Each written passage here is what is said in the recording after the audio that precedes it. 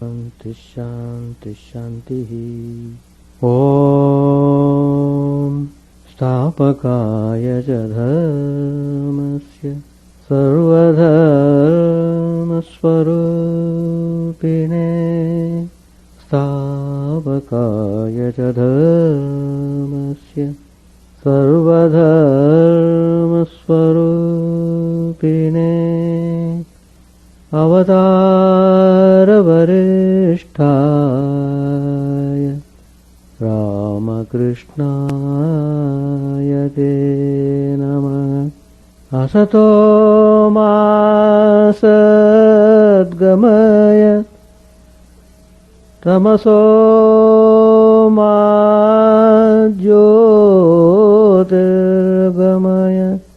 Mrityoramamritangamaya Om Shanti Shanti Shanti. Let us offer our salutations to Sri Ramakrishna, the embodiment of all religions, the Supreme God incarnate. Let us pray to Him to lead us from the unreal to the real, to lead us from the darkness of ignorance to the light of knowledge, to lead us from death to immortality. We have been studying Gospel of Sri Ramakrishna, which is full of practical spiritual teachings. Today's topic I have chosen, Sri Ramakrishna, kindly light. Sri Ramakrishna was full of compassion. His heart overwhelmed with love and compassion for the humanity. So after he realized, after he saw the vision of the Divine Mother, he could not stay without sharing that joy with others. He was very eager to give this spiritual knowledge everyone. So he would climb the rooftop and call the devotees to come quickly so that he can share his divine experience. And Sri Ramakrishna is offering himself to guide in minute details about spiritual life, and he is a source of infinite inspiration to all the spiritual seekers. He was a unique saint, always smiling. If you read the Gospel, you find everywhere how Sri Ramakrishna, while giving spiritual instructions, always would cut jokes and himself would laugh immensely.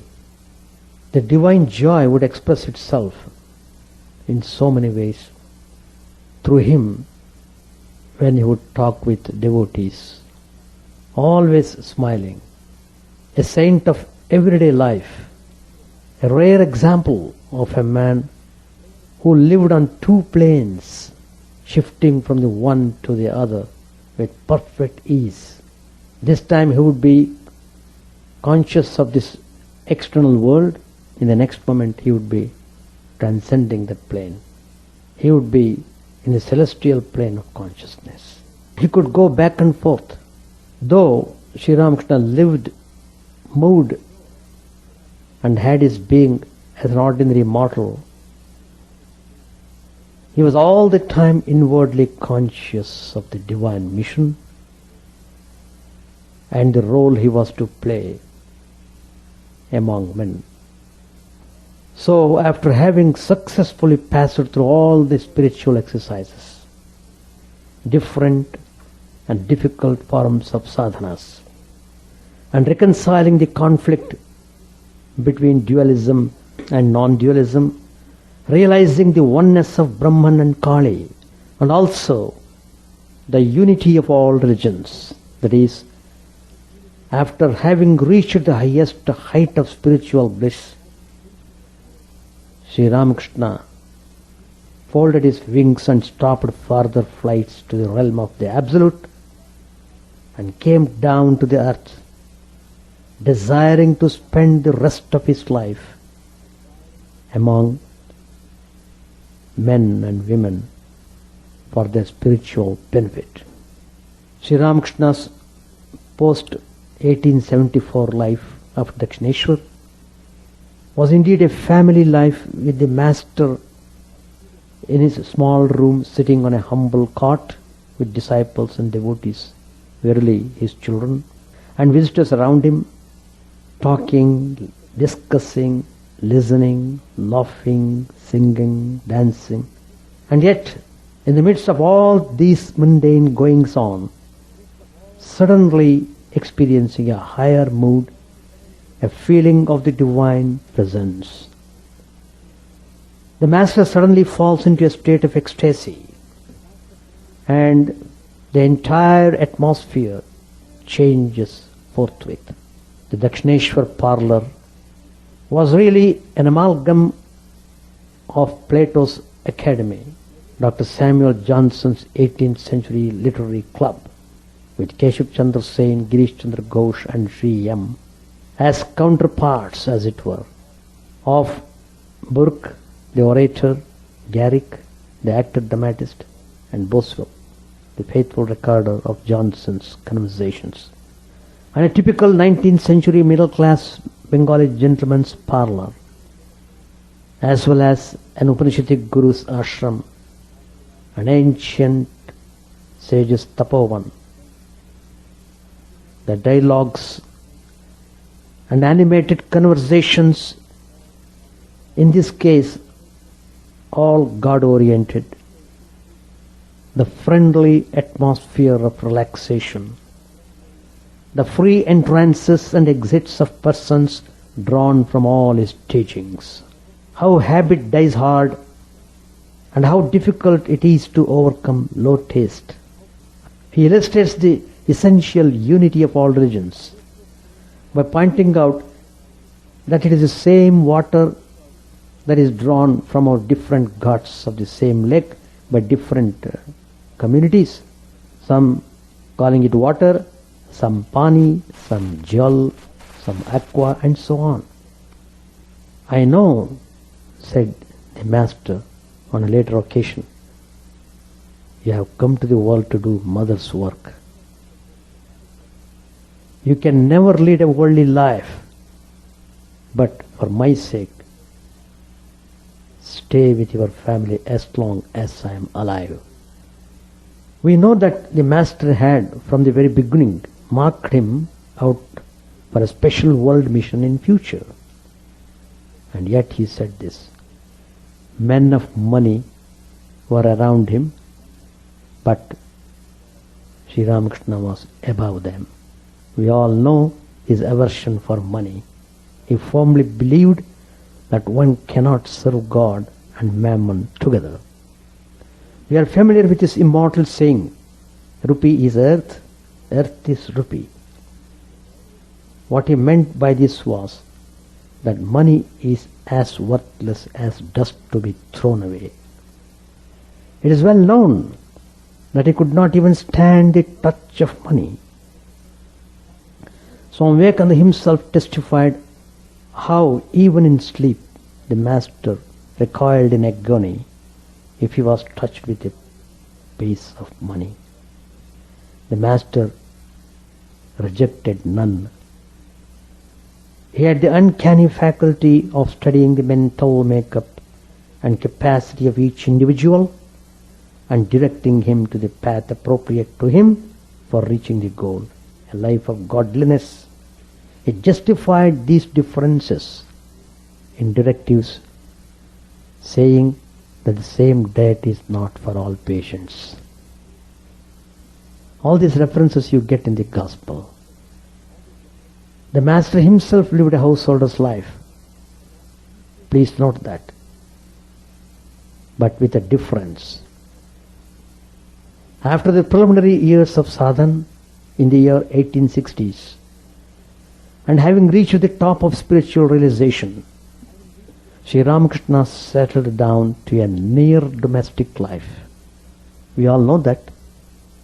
Anxious to cure him of his supposed madness, which really was divine intoxication of a rare kind, and about which Swami Vivekananda was to say later.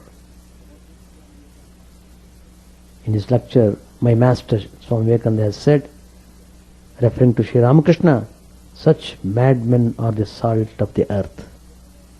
Out of such madness have come the powers that have moved this world of ours. Sri Ramakrishna's mother and other relatives got him married. This was in 1859.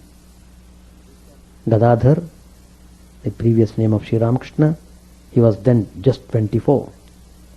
He returned to Calcutta after about a year and 7 months, with no marital relationship as commonly understood established between them. When in 1872 Sharda Devi came to Dakshineshwar, Swami Vivekananda tells us Sri Ramakrishna asked if, as his lawfully wedded wife, she wanted to drag him to the world, he would admit his wife's right to do so. Sharda Devi expressed her wish only to serve him and learn from him and be his disciple and nothing more. This was what Sri Ramakrishna expected from the partner of his life. She was to be the partner of his life's work and mission. We know how Ramakrishna looked upon her as a manifestation of the universal mother, as he looked upon all other women and even worshipped her as such on a new moonlight in May 1872. So began a unique kind of semi-domestic life. The mistress of the house, that of a big Bengali middle-class joint family, running the house, remaining unseen in her apartment, silently supplying the needs of all and keeping a vigilant eye on the master's food, health and well-being, the master himself sitting in his parlor surrounded by friends and followers, forgetful of all material interests, being in the world and yet not of it. Sri Ramakrishna's mother herself came to Dakshineshwar in 1863 and lived here till her death in 1876. So, note the domestic setting: the mother, the son and the daughter-in-law, while brothers and nephews were already there.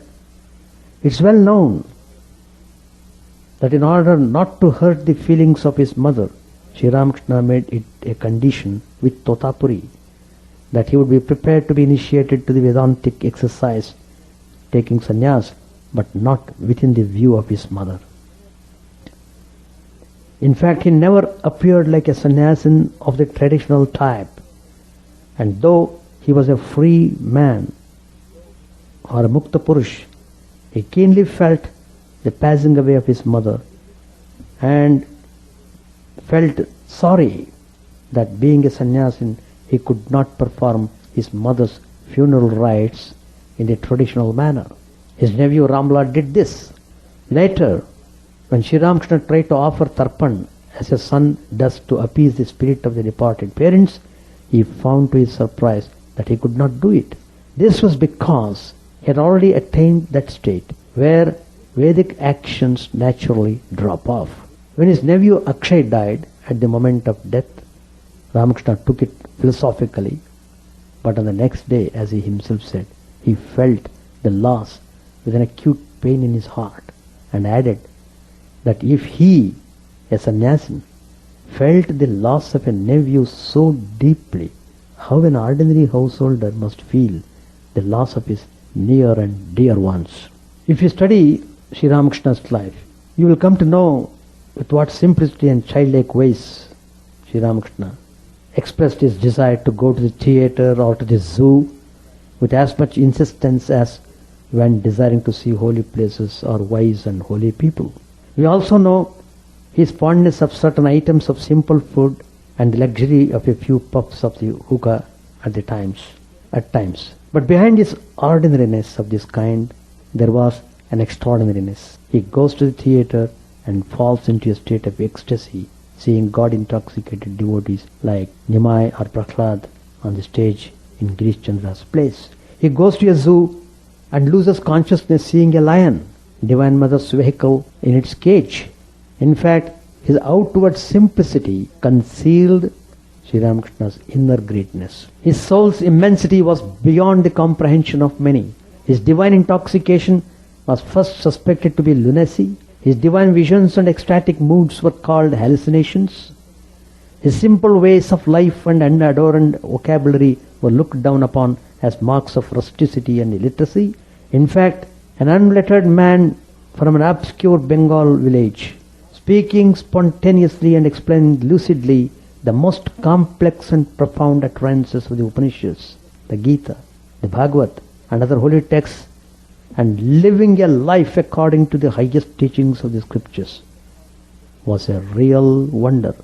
Isherwood rightly begins his book Ramakrishna and His Disciples, calling Ramakrishna a phenomenon, simple as a child as he was. Sri Ramakrishna also prescribed a simple way to come near to God and see Him, simple and yet not so simple. When Sri M asked him, under what conditions does one see God?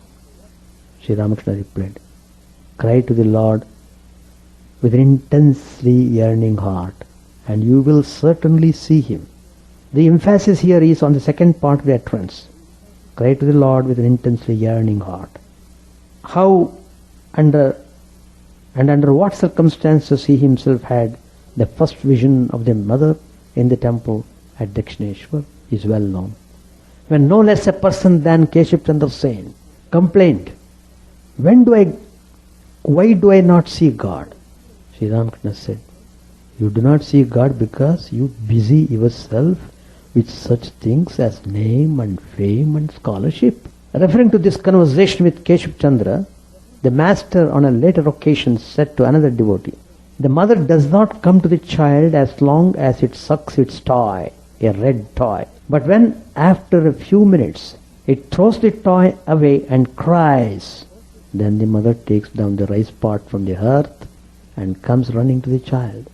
Note the beauty, the simplicity, the appropriateness and the depth of the smile, depth of the simile. The simile is drawn from a homely, everyday experience or observation. It is with such illustrations that the master taught profound truths.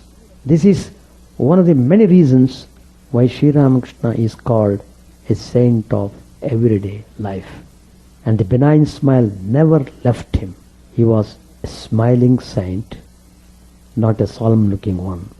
As Sri Ramakrishna speaks of the child's cry for the mother and the mother's response, we are reminded of Francis Thompson's poem In No Strange Land, where the poet says with a firm conviction that if we cry in the loneliness of our heart, in sadness and sorrow, we can have a vision of God, not in a faraway or lonely region, but right here. The poem says, but when so sad that thou canst be sadder, cry, and upon thy so sore loss shall shine the traffic of Jacob's ladder, pitched between heaven and Charing Cross.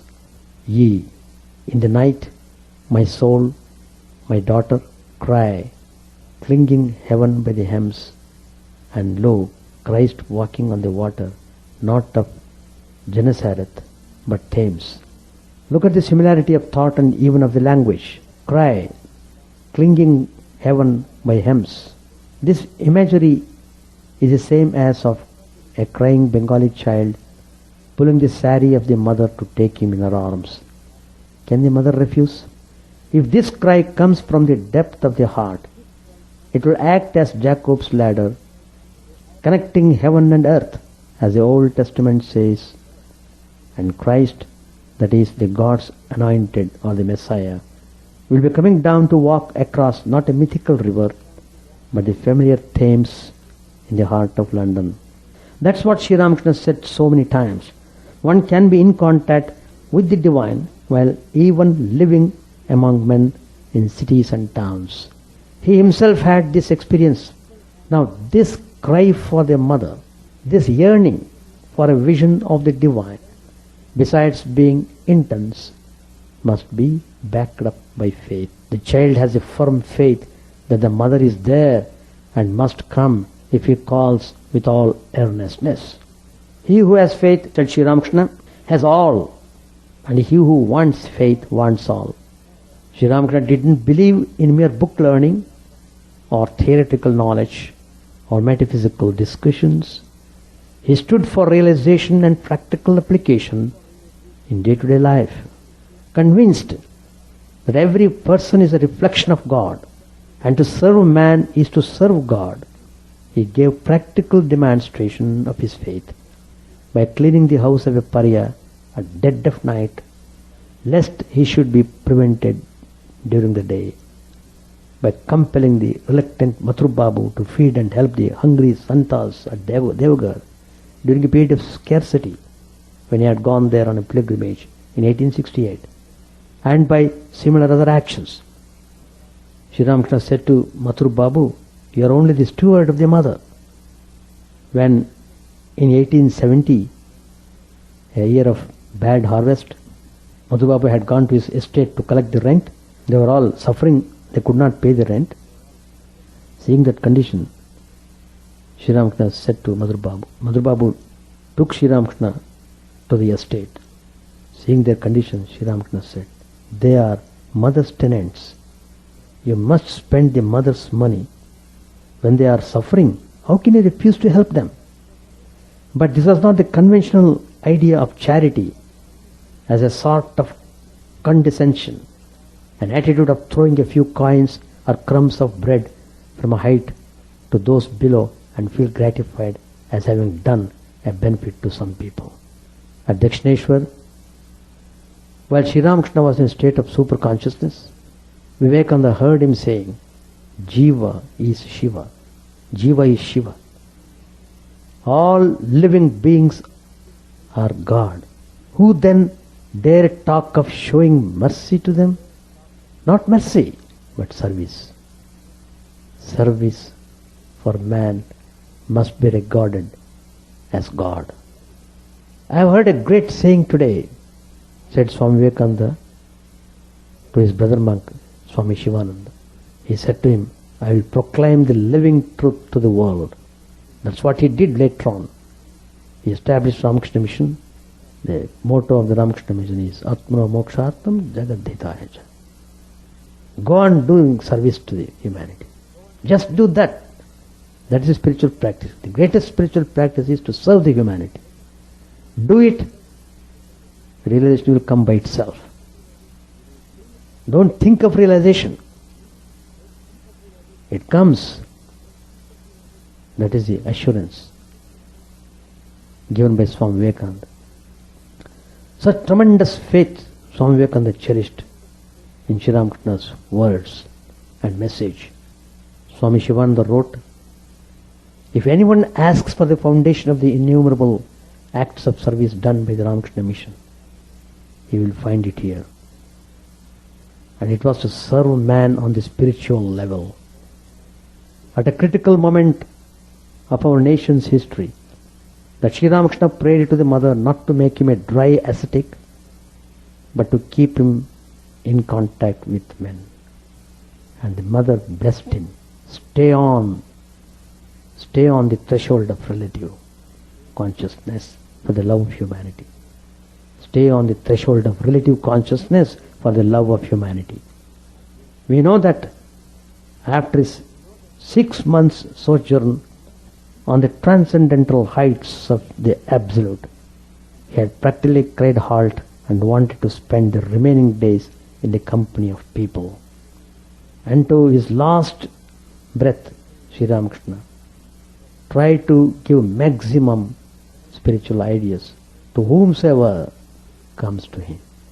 And he would try to impress upon the people who would come to him to take up spiritual life seriously, not to waste the time anymore.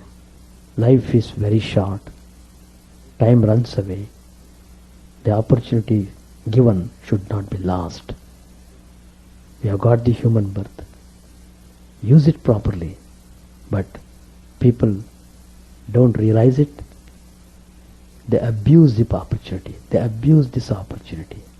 They think human life is meant for just enjoyment, enjoyment and enjoyment. So, all their energy is just spent on enjoying and wearing out all the energy. Finally, they lose their life, getting into nothing. To be born again, to suffer. So, we have to become wise. It is in our hands. If we become wise, we can really be grateful and you can reach God. You can make your life immensely good, and not only that, you can share that joy with others also. But the point is, one should make proper decision. One should hear these teachings and apply them in their day-to-day life. Spiritual ideas must be practiced in everyday life, not simply once in new moon or full moon day. Not simply during festivals we will be spiritual, the other days you need not be. No, you should be spiritual all the time. Then only you'll be able to have some kind of control over the activities which drag you towards the world more and more. So always be disciplined and hold on to these spiritual ideas given by Sri Ramakrishna. Let the everyday life be spiritually oriented. Always with the spiritual attitude you carry on the duties, then everything becomes well. And your faith also becomes strong, and finally you will realize the benefit of the faith. Gospel of Sri Ramakrishna, page 786. Say page 787. The youngsters do not enjoy worldly people's company. Sri Ramakrishna is telling. Rakhal used to say, I feel nervous at the sight of the worldly minded. When I was first beginning to have spiritual experiences, I used to shut the doors of my room when I saw worldly people coming. As a boy at Kamarpukur, I loved Ram Malik dearly. But afterwards, when he came here, I couldn't even touch him. Ram Malik and I were great friends during our boyhood. We were together day and night. We slept together. At that time, I was 16 or 17 years old. People used to say, if one of them were a woman, they would marry each other.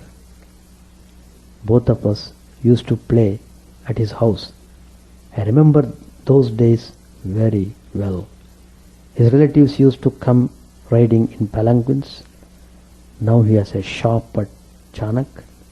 I sent for him many a time. He came here the other day and spent 2 days. Ram said he had no children. He brought up his nephew, but the boy died.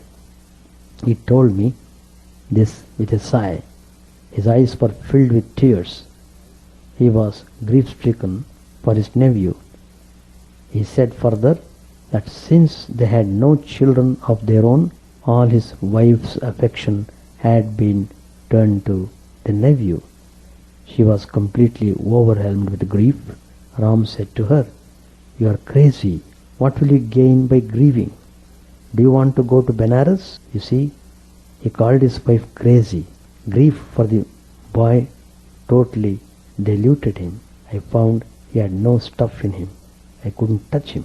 The Brahmin lady still stood near the north door. She was a widow. Her only daughter had been married to a very aristocratic man, a landlord in Calcutta, with the title of Raja.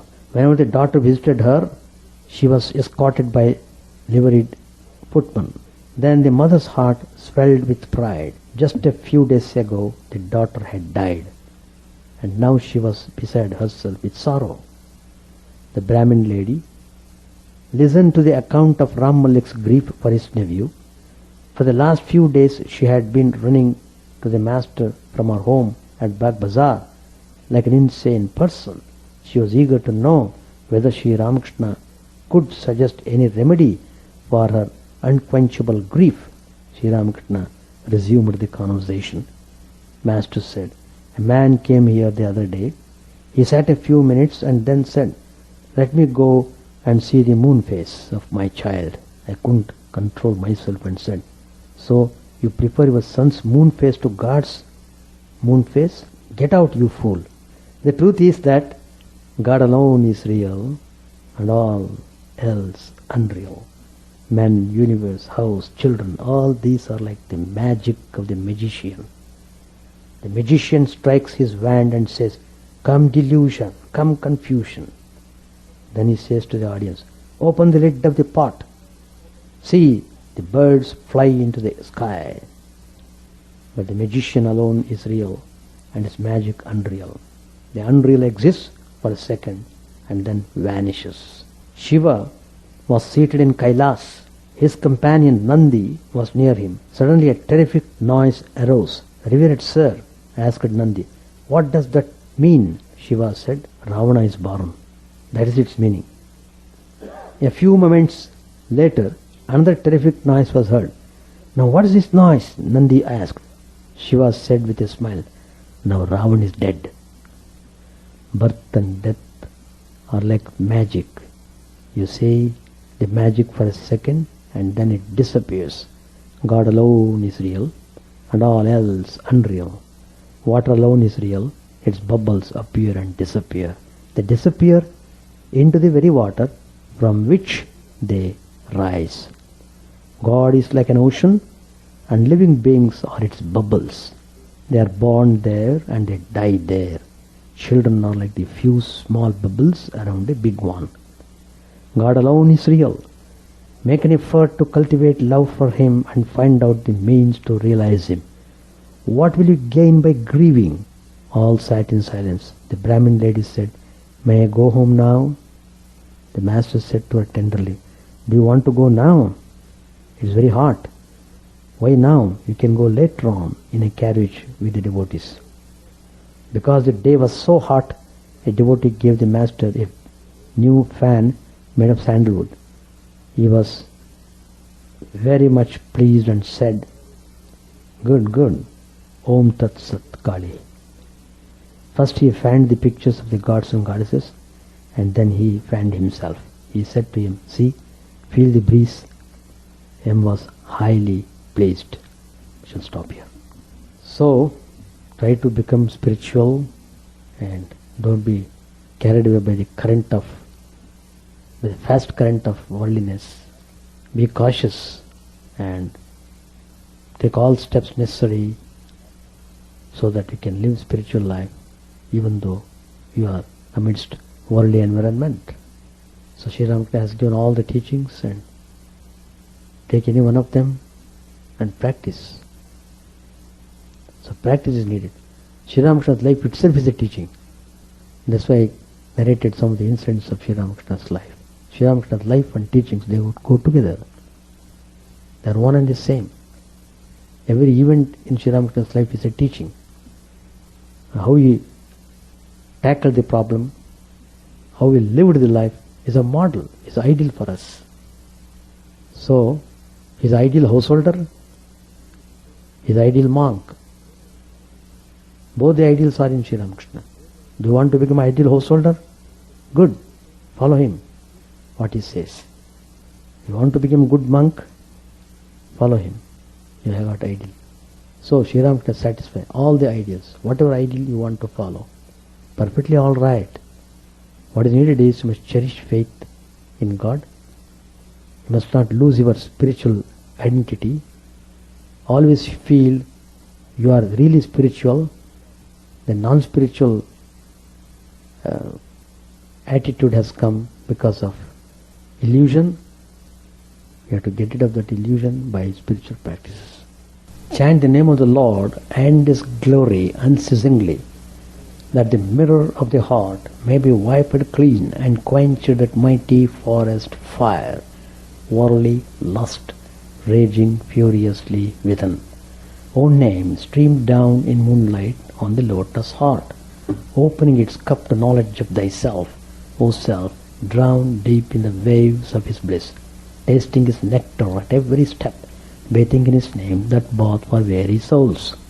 Various are thy names, O Lord, in each and every name thy power resides. No times are set, no rites are needful for chanting of thy name. So vast is thy mercy, how huge then is my wretchedness, who find in this empty life and heart no devotion to thy name. O my mind, be humbler than a blade of grass. Be patient and forbearing like a tree. Take no honor to thyself, give honor to all. Chant unceasingly the name of the Lord. O Lord and soul of the universe, mine is no prayer for wealth or retinue, the playthings of lust or the ties of fame. As many times as I may be reborn, grant me, O Lord, a steadfast love for thee. A drowning man in this world's fearful ocean is thy servant, O sweet one. In thy mercy, consider him as dust beneath thy feet. How I long for the day when an instant separation from thee, O Lord, will be as 1,000 years, when my heart burns with its desire, and the world without thee is a heartless void. Prostrate at thy feet let me be, in unwavering devotion, neither imploring the embrace of thine arms, nor bewailing the withdrawal of thy presence, though it tears my soul asunder. O thou who stealest the hearts of thy devotees, do with me what thou wilt, for thou art my heart's beloved, thou and thou alone. O Lord, lead us from the unreal to the real, lead us from darkness to light, lead us from darkness to light, and lead us from death to immortality.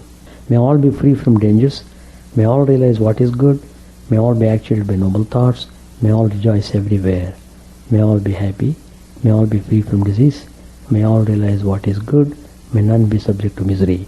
May the wicked become virtuous, may the virtuous attain tranquility, may the tranquil be free from bonds, may the freed make others free. May good betide all people, may the sovereign righteously rule the earth, may all beings ever attain what is good, may the worlds be prosperous and happy, may the clouds pour in time, may the earth be blessed with crops, may all countries be freed from calamity, may holy men live without fear. May the Lord, the destroyer of sins, the presiding deity of all sacred works, be satisfied, for He being praised, the whole universe becomes praised. He being satisfied, the whole universe feels satisfied.